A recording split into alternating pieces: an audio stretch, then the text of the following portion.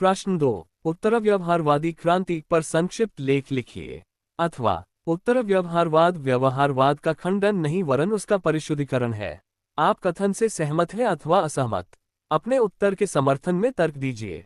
अथवा उत्तर व्यवहारवाद एक वास्तविक क्रांति है, न कि एक प्रतिक्रिया, एक विकास का चरण, न कि एक यथास्थिति को बनाए रखने का एक प्रयास, एक सुधार है, न कि एक सुधार विरोधी दम। क्या आप डेविड ईस्टन के इस मत से सहमत हैं? अथवा उत्तर व्यवहारवाद के आवश्यक तत्वों का वर्णन कीजिए तथा इस प्रश्न का परीक्षण कीजिए कि यह व्यवहारवादी परंपरा की निरंतरता है अथवा उससे विच्छेद होने वाला विचार है। अथवा क्या आप इस मत से सहमत हैं कि उत्तर व्यवहारवादी आंदोलन परंपरावाद की ओर कदम था? उत्तर राजनीतिशास्त्र में 1950 एवं 1960 के दशक में व्यवहारवाद का बोलबाला रहा। इस विचारधारा ने समस्त सामाजिक विज्ञानों में वैज्ञानिकता का एक नया आत्मविश्वास जागृत कर दिया। सभी सामाजिक विज्ञान वस्तुतः वैज्ञानिकता को प्रगति का सूचक एवं समानार्थक मानने लगे। सभी सामाजिक वैज्ञानिक, विशेष रूप से राजनीति वैज्ञानिक, अपनी कुशाम तकनीकों के आधार प्रस्तुत राजनीतिक स्थिति का व्यवहारगत अनुभवगत विश्लेषण कर राजनीतिक प्रक्रिया के संबंध में भविष्यवाणी करने लगे। परंतु वैज्ञानिकता में चूंकि तकनीकी पर ज्यादा बल था, लक्ष्य पक्ष कमजोर हो गया। परिणामस्वरूप राजनीतिक प्रक्रिया के संदर्भ में की गई भविष्यवाणियां गलत सिद्ध होने लगीं। राजनीतिक विश्लेषण के लिए यह एक निराशाजनक स्थिति थी। फलस्वरूप इससे एक वैचारिक असंतोष उत्पन्न हुआ जिसे इस प्रकार व्यक्त किया जा सकता है। 1. अध्ययन पद्धति की अव्यावहारिकता। सामाजिक विज्ञानों की अध्ययन पद्धतियों को प्राकृतिक विज्ञानों की तरह लागू करना घातक है, क्योंकि समाज एवं व्यक्ति की प्रकृति परिवर्तनशील है, अतः उसका अध्ययन प्राकृतिक वस्तुओं की तरह असंभव एवं अवांछनीय है। सांख्यिकी के मापदंड इसलिए संशयपूर्ण है। व्यक्ति का औपचारिक व्यवहार एवं उसको अवचेतन की आकांक्षाएं अविच्छिन्न रूप से जुड़े हुए हैं। व्यवहारवाद द्वारा किया गया इनका विभाजन अकृत्रिम है। 2. अध्ययन का सीमित क्षेत्र। व्यवहारवाद सीमित परिप्रेक्ष्य का अध्ययन है। व्यवहारवादी परिस्थिति के एक अंश का तत्कालीन परिप्रेक्ष्य में ही अध्ययन करता है। इस अध्ययन का महत्व सिर्फ सांदर्भिक होता है, लंबी अवधि के संदर्भ में नहीं। उदाहरण के लिए मतदान व्यवहार का अध्ययन विस्तृत रूप से ही सीमित स्थान के संदर्भ में किया जाता है, जैसे चंडीगढ़ क्षेत्र में मतदान व्यवहार का अध्ययन। इस प्रकार अध्ययन के सीमित होने की संभावना रहती है। संपूर्ण व्यवस्था के संदर्भ में इस अध्ययन के औचित्य में शंका होती है। 3. तथ्यों पर अत्यधिक बल। व्यवहारवाद की महत्वपूर्ण आलोचना ये की जाती है कि इस पद्धति में तथ्य मूल्य विच्छिन्नता पर अधिक बल दिया गया है। मूल्यों के अध्ययन को वैज्ञानिकता की दुर्बलता माना गया है। तथ्य प्रधान अध्ययन को विज्ञान का पर्याय माना गया है। क्योंकि तथ्य प्रधान अध्ययन वस्तुस्थिति का अध्ययन है, मूल्य प्रधान अध्ययन की तरह आदर्श स्थिति का नहीं। तथ्य और मूल्य दोनों ही व्यक्ति के संदर्भ में औचित्यपूर्ण हैं, दोनों की यह विच्छिन्नता कृत्रिम है। राजनीति विज्ञान को सही अर्थों में राजनीतिक एवं वैज्ञानिक दोनों ही रूपों में जीवंत होना चाहिए। इस संदर्भ में मूल्यों की महत्ता को नकारा नहीं जा सकता। उत्तर व्यवहारवाद की परिभाषा व अर्थ। उत्तर व्यवहारवाद नाम अपने आप में अर्थवान है। इससे स्पष्ट होता है कि उत्तर व्यवहारवाद का संबंध व्यवहारवाद से है और यह व्यवहारवाद के उत्तर अर्थात व्यवहारवाद के बाद के राजनीति विज्ञान के अध्ययन दृष्टिकोण में आए परिवर्तन एवं विकास की अवस्था को बताता है। इस दृष्टि से उत्तर व्यवहारवाद राजनीति विज्ञान के विकास की आधुनिकतम अवस्था को प्रकट करता है। डेविड ईस्टन के शब्दों में उत्तर व्यवहारवाद भविष्योन्मुखी है, जो राजनीति विज्ञान को विकास की नई दिशाओं में बढ़ाना चाहता है। यह अतीत की उपलब्धियों को स्वीकारते उसमें कुछ नया जोड़ना चाहता है। हुए संकीर्ण अर्थ में उत्तर व्यवहारवाद को व्यवहारवाद के प्रति एक प्रतिक्रिया माना जाता है, किंतु वास्तव में यह मूल व्यवहारवाद में एक अर्थपूर्ण सुधार है। उत्तर व्यवहारवाद व्यवहारवाद का खंडन नहीं बल्कि परिशुद्धीकरण। उत्तर व्यवहारवाद को प्रायः क्रांति की संज्ञा दी जाती है, क्योंकि यह राजनीतिक प्रक्रिया के अध्ययन का नवीन समन्वयात्मक दृष्टिकोण प्रस्तुत करता है, परंतु राजनीतिशास्त्री के अध्ययन दृष्टिकोण में इसे क्रांति कहना न्यायसंगत नहीं। राजनीतिशास्त्र के अध्ययन के रूप में उत्तर व्यवहारवाद परंपरागत एवं व्यवहारगत दृष्टिकोणों की ही श्रृंखला की अगली कड़ी है। ये दृष्टिकोणों को निरंतरता का प्रतीक है। वस्तुतः उत्तर व्यवहारवाद परंपरावादी अथवा व्यवहारवादी दृष्टिकोणों द्वारा प्रतिष्ठित मान्यताओं को पूर्ण रूप से नकार कर नवीन मान्यताओं की सृष्टि नहीं करता। वह तत्कालीन व्यवहारवादी विश्लेषण पद्धति की कतिपय दुर्बलताओं के निराकरण का समयोचित प्रयास है। उसका लक्ष्य व्यवहारवादी वैज्ञानिकता को कमजोर किए बिना विश्लेषण को सांदर्भिकता प्रदान करना है। इस संदर्भ में उत्तर व्यवहारवाद परंपरागत राजनीतिशास्त्र से भी प्रेरणा लेता है। अतः ये कहा जा सकता है कि सही तौर पर क्रांति प्रतीत होते हुए भी उत्तर व्यवहारवाद प्रचलित दृष्टिकोण के समयानुसार शुद्धिकरण का एक प्रयास है जिसमें निरंतरता एवं परिवर्तन के समन्वय पर बल है। उत्तर व्यवहारवाद की प्रमुख विशेषताएं। 1960 के दशक की समाप्ति से पूर्व डेविड ईस्टन, जो स्वयं व्यवहारवाद के प्रमुख प्रतिपादकों में से रहे हैं, ने व्यवहारवाद पर एक कठोर प्रहार किया और उत्तर व्यवहारवाद के युग का श्रीगणेश किया। ईस्टन ने अमेरिकन पॉलिटिकल साइंस एसोसिएशन के 1969 के न्यूयॉर्क में होने वाले वार्षिक अधिवेशन में अपने अध्यक्षीय भाषण में प्रश्न किया, क्या हम अपने विषय के एक अपरिवर्तन स्वरूप के प्रति, वह चाहे व्यवहारात्मक हो अथवा और कुछ, चिरकाल तक प्रतिबद्ध रहेंगे? क्या हमारा ये कर्तव्य नहीं हो जाता कि हम परिवर्तनशील स्थितियों पर ध्यान दें और पुरानी धारणाओं पर फिर से विचार करने के लिए और यदि आवश्यक हो तो उनमें संशोधन करने के लिए प्रस्तुत और इच्छुक हों? ईस्टन ने उत्तर व्यवहारवाद की 4 प्रमुख विशेषताओं को गिनाया है। 1. सार उद्देश्य पर अधिक बल। राजनीति विज्ञान को शोध में तकनीक की अपेक्षा सार वस्तु अथवा उद्देश्य पर अधिक बल देना चाहिए। शोध के लिए परिष्कृत उपकरणों का विकास करना उपयोगी है, परंतु उससे भी अधिक महत्वपूर्ण बात वह उद्देश्य है जिसके लिए इन उपकरणों को प्रयोग में लाया जा रहा है।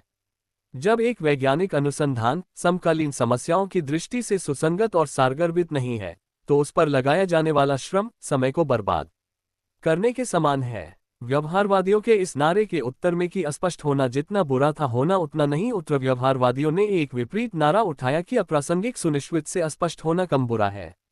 2. सामाजिक परीक्षण पर अनावश्यक बल। व्यवहारवादियों द्वारा सामाजिक परीक्षण पर जो अधिक बल दिया जाता है वह उचित नहीं है। व्यवहारवादियों का ध्यान प्रमुख सामाजिक परिवर्तन पर होना चाहिए। व्यवहारवादी अपना सारा समय तथ्यों के संयद और विश्लेषण पर दे रहे थे, एक व्यापक सामाजिक संदर्भ में उन तथ्यों को समझने की दिशा में के पर्याप्त रूप से प्रयत्नशील नहीं थे, और इन सब का परिणाम ये हुआ कि व्यवहारवादी राजनीति विज्ञान ने एक ऐसी सामाजिक रूढ़िवादिता की विचारधारा का रूप ले लिया या जिसमें केवल धीमी गति से होने वाले परिवर्तनों के लिए ही गुंजाइश थी। 3. शोध का यथार्थवादी जगत से संबंध न होना। व्यवहारवादी शोध यथार्थवादी जगत से अपना संबंध नहीं रखता है। व्यवहारवादी अन्वेषण चूंकि विश्लेषण एवं अमूर्त सिद्धांत निर्माण पर आधारित है, अतः राजनीति के पार्श्विक यथार्थ को छुपाने का प्रयास है। उत्तर व्यवहारवाद का लक्ष्य शोष की उन सीमाओं की समाप्ति है जो व्यवहारवाद ने अनिवार्य स्तर से खड़ी कर ली हैं। उत्तर व्यवहारवाद का उद्देश्य राजनीतिशास्त्र की सहायता करना है ताकि संकट काल में वह मानव जाति का वास्तविक जरूरतों को पूरा कर सके। 4. मूल्यों के प्रति उपेक्षा के भाव की समाप्ति पर बल। व्यवहारवादियों ने मूल्यों के महत्व को सर्वथा अस्वीकार न करते हुए भी विज्ञानवाद एवं मूल्य निरपेक्ष दृष्टिकोणों पर इतना अधिक बल दिया था कि व्यवहारिक दृष्टि से मूल्यों को सर्वथा उपेक्षणीय मान लिया गया था। यह एक बड़ी दुर्भाग्यपूर्ण स्थिति थी। मूल्यों की आधारशिला पर ही ज्ञान की इमारत खड़ी की जा सकती है, और मूल्यों को यदि ज्ञान की प्रेरक शक्ति न माना जाए तो सदा ही यह खतरा रहता है कि ज्ञान को गलत उद्देश्यों के लिए काम में लाया जाएगा। राजनीति में मूल्यों का बहुत अधिक महत्व है और वैज्ञानिकता के नाम पर राजनीतिक अध्ययन से मूल्यों को बहिष्कृत नहीं किया जा सकता। उत्तर व्यवहारवादियों का यह मत है कि ज्ञान का उपयोग यदि सही उद्देश्यों के लिए करना है तो मूल्यों को उनकी केंद्रित स्थिति पर फिर से स्थापित करना आवश्यक होगा। 5. बुद्धिजीवियों की भूमिका। उत्तर व्यवहारवादियों ने राजनीतिशास्त्रियों को ये भी याद दिलाना चाहा कि बुद्धिजीवी होने के नाते समाज में उनकी अपनी एक भूमिका है, बड़े कामों को पूरा करने की जिम्मेदारी उनके ऊपर है। सभ्यता के मानवीय मूल्यों के संरक्षण में अधिक से अधिक प्रयत्नशील होना उनका प्रमुख उत्तरदायित्व है। वस्तुनिष्ठ होने के नाते और ऐसी शोधों के नाम पर जिनमें बहुत अधिक समय खर्च होता है, राजनीतिशास्त्री यदि अपने को सामाजिक समस्याओं से अलग रखेंगे तो वे केवल ऐसे तकनीकविद और मंत्रवादी बनकर रह जाएंगे जो समाज के साथ खिलवाड़ में लगे हुए हैं और अन्वेषण की स्वतंत्रता के नाम पर समाज की तीखी आलोचनाओं के विरुद्ध किसी प्रकार की विशेष सुविधाओं का दावा कर सकने की स्थिति में नहीं रहेंगे। 6. क्रियाशील ज्ञान पर बल। बुद्धिजीवी यदि सामाजिक समस्याओं को समझ ले और अपने को उनसे संबद्ध मानने लगे तो उनके लिए अपने को क्रियानिष्ठता से अलग रख पाना असंभव हो जाएगा। ज्ञान का क्रियात्मक होना आवश्यक है। ईस्टन के शब्दों में जानने का अर्थ है कार्य करने का उत्तरदायित्व अपने हाथों में लेना, और कार्यरत होने का अर्थ है समाज के पुनर्निर्माण में अपने को लगा देना। उत्तर व्यवहारवादियों की मांग है कि चिंतनोन्मुख ज्ञान के स्थान पर क्रियाशील ज्ञान होना चाहिए, और उनका आग्रह है कि राजनीति विज्ञान का समस्त अनुसंधान प्रतिबद्धता और क्रियाशीलता की भावनाओं से प्रेरित और प्रभावित होना चाहिए। 7. राजनीतिकरण पर बल। एक बार यह मान लेने के बाद कि समाज में बुद्धिजीवियों की एक महत्वपूर्ण भूमिका है और यह भूमिका समाज के लिए समुचित उद्देश्यों को निर्धारित करने और समाज को इन उद्देश्यों की दिशा में प्रेरित करने की है, इस निष्कर्ष पर पहुंचना अनिवार्य हो जाता है कि सभी व्यवसायों का राजनीतिकरण, जिनमें राजनीतिशास्त्रियों की सभी संस्थाएं और विश्वविद्यालय भी आ जाते हैं, न केवल अनिवार्य बल्कि अत्यधिक वांछनीय है। हम इस मत से सहमत नहीं हैं कि उत्तर व्यवहारवादी आंदोलन परंपरावाद की ओर कदम था, जिसके निम्न कारण दिए जाते हैं। एक, उत्तर व्यवहारवाद परंपरावाद से बिल्कुल पृथक है। दोनों में मौलिक अंतर यह है कि परंपरावाद व्यवहारवादी उपागम को प्रामाणिक नहीं मानता है, वह राजनीतिशास्त्र को शास्त्रीय परंपरा में रखता है। इसके विपरीत उत्तर व्यवहारवाद व्यवहारवादी युग के कार्यों को स्वीकारते हुए राजनीतिशास्त्र को नई दिशा में आगे बढ़ाने का प्रयास करता है। 2, उत्तर व्यवहारवाद भविष्य अभिमुख है। इसका उद्देश्य राजनीति विज्ञान को नवीन दिशा देते हुए उसको प्राचीन परंपराओं से जोड़ना है। 3, उत्तर व्यवहारवाद वास्तविक क्रांति है, प्रतिक्रिया नहीं। 4, उत्तर व्यवहारवाद आंदोलनता बौद्धिक प्रवृत्ति दोनों है। 5, उत्तर व्यवहारवाद में मूल्यों की उपयोगिता के साथ साथ वैज्ञानिकता पर मूल्य निरपेक्षता पर भी ध्यान देता है। 6, उत्तर व्यवहारवाद चिंतनशील विज्ञान के स्थान पर कार्य विज्ञान पर बल देता है, जिससे राजनीतिशास्त्र के समस्त शोध प्रकट हो सके। 7, उत्तर व्यवहारवाद के अंतर्गत बुद्धिजीवी समाज को महत्वपूर्ण भूमिका अदा करने के अवसर मिलते हैं, अतः राजनीतिक ज्ञान का प्रयोग उचित लक्ष्यों के लिए करना चाहिए। उपरोक्त विवेचन से स्पष्ट होता है कि उत्तर व्यवहारवाद परंपरावाद नहीं है, क्योंकि जहां परंपरावाद व्यवहारवाद की उपस्थिति को स्वीकार नहीं करता, वहां उत्तर व्यवहारवाद उसकी उपलब्धियों को स्वीकार करते हुए उन्हें नए क्षितिज की तरफ ले जाने का प्रयत्न करता है। अर्थात जहां परंपरावाद ऐतिहासिकोन्मुख है, वहां उत्तर व्यवहारवाद भविष्योन्मुख है।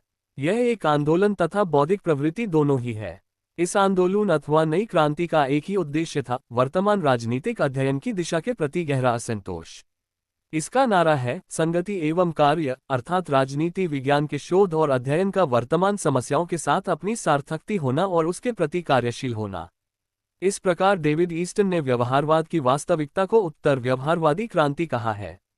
उत्तर व्यवहारवाद की समीक्षा व्यवहारवादी आंदोलन ने प्रचलित परंपरागत दृष्टिकोण की कुछ मान्यताओं को अमान्य सिद्ध किया, कुछ मान्यताओं को परिवर्तित कर दिया। इस वह उत्तर व्यवहारवादियों ने व्यवहार की आधारभूत मान्यताओं को स्वीकार करते हुए इनमें से कुछ मान्यताओं में परिवर्तन का सुझाव दिया है। अतः उत्तर व्यवहारवाद में सुधार पर बल दिया गया है।